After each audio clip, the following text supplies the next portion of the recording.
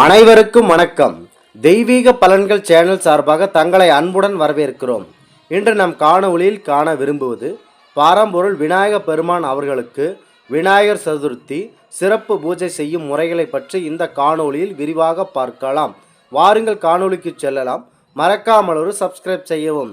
விநாயகர் சதுர்த்தி என்று அதிகாலையில் எழுந்து குடும்பத்தில் உள்ள அனைத்து நபர்களும் எழுந்து தலைக்கு அருகம்புல் வைத்து நீராட வேண்டும். பிறகு வீடு மற்றும் பூஜை அறையை நன்றாக சுத்தப்படுத்தி கொள்ள வேண்டும். வீட்டின் வாசலுக்கு வெளிப்புறத்தில் ஒரு அழகான மாக்கோலமிட்டு வண்ண மலர்களால் தூவவிட்டு அழகூட்ட வேண்டும். நீங்கள் இட்ட கோலத்தின் நடுவில் ஒரு அழகான பிள்ளையாரை பிடித்து வைக்க வேண்டும். பிறகு உங்கள் வீட்டு வாசல் கதவுகளில் இருபுறத்திலும் மாவிளை தோரணங்கள், சிறிய அளவிலான வாழை மரங்கள் போன்றவற்றை நீங்கள் கட்டி அழகூட்டலாம். அதன் பிறகு உங்கள் பூஜை அறையில் ஸ்ரீ விநாயக பெருமான் அவர்களின் திருவுருவ படத்தை நன்றாக சுத்தம் செய்துவிட்டு ஒரு அழகான பெரிய மாலையை போட்டு ஒரு பெரிய பலகை ஒன்றை எடுத்து அந்த பலகையில் அழகான கோலம் ஒன்று அந்த விநாயக பெருமான் திருவுருவ படத்திற்கு முன்னால் போட வேண்டும்.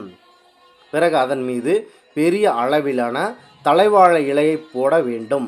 உங்கள் விநாயகர் போட்டோ அந்த தலைவாழை இலையின் நுனியில் பாகம் வடக்கு முகமாக இருக்குமாறு பார்த்து கொள்ள வேண்டும். நீங்கள் முன்பு போட்ட அந்த தலைவாழை இலையின் மீது அதிக அளவிலான பச்சரிசியை நன்றாக பரப்பிக் கொள்ள வேண்டும். இந்த பச்சரிசியின் மீது நீங்கள் முன்பு செய்துள்ள களிமண்ணில் செய்துள்ள அவர்களின் உருவத்தை இந்த இலையில் தெய்வத்தன்மை இருப்பதாக அதிலேயே அந்த விநாயக பெருமானின் உருவத்தை வைக்க வேண்டும். பொதுவாக விநாயகர் சதுர்த்தி என்றால் நீங்கள் வணங்கும் கடவுளாக விநாயக பெருமான் களிமண்ணில் இருப்பது மிகவும் சிறப்பு வாய்ந்தவையாகும். எங்களுக்கும் களிமண் பிள்ளையார் அங்கு வைப்பது மிகவும் சிறப்பு. நீங்கள் வைத்துள்ள அந்த விநாயகர் பெருமான் அவர்களுக்கு கற்பூரமேற்றி பெரிய ஆரத்தி ஒன்றை அனைத்து புறங்களிலும் காட்ட வேண்டும். பொதுவாக விநாயகர் பெருமான் அவர்களுக்கு முக்கணிகள் நன்றாக பிடிக்கும். அவை மாம்பழம், பலாப்பழம், வாழைப்பழம் போன்ற பழங்கள் இருந்தால் முக்கணிகள் படைத்து விநாயகர் பெருமான் அவர்களுக்கு மிகவும் பிடித்தமான கரும்பு, கடலை, அப்பம், கருப்பியல், மோதகம், மதிய அளவிலான பொரி, உருண்டைகள், குறிப்பாக விநாயகர் பெருமானுக்கு மிகவும் பிடித்தமான கொழுக்கட்டை போன்றவற்றை அதில் வையுங்கள். போன்றவற்றை பரம்பொருள் ஸ்ரீ விநாயகர் பெருமான் அவர்களுக்கு நீங்கள் நிவேதானம் செய்ய வேண்டும். மேலும் இந்த நிவேதானம் நீங்கள் செய்யும்போது விநாயகர் புராணம் மற்றும் கணேச அஷ்டகம், துதிப்பாடல்கள், பரம்பொருள் விநாயகர் பெருமான் அவர்களை வாழ்த்தி பாட வேண்டும்.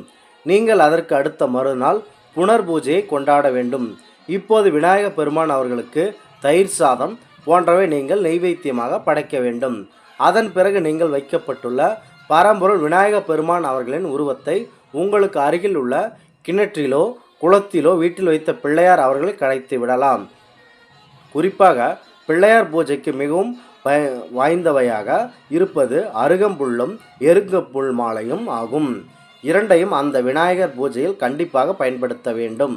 இந்த விநாயகர் சதுர்த்தி அன்று விநாயகர் பூஜை நீங்கள் செய்து மேலே நாங்கள் கூறியுள்ளது போல முறையை பயன்படுத்தி நீங்கள் செய்து வந்தால் உங்கள் குடும்பத்தில் உள்ள அனைத்து துன்பங்களும் நீக்கப்படும்.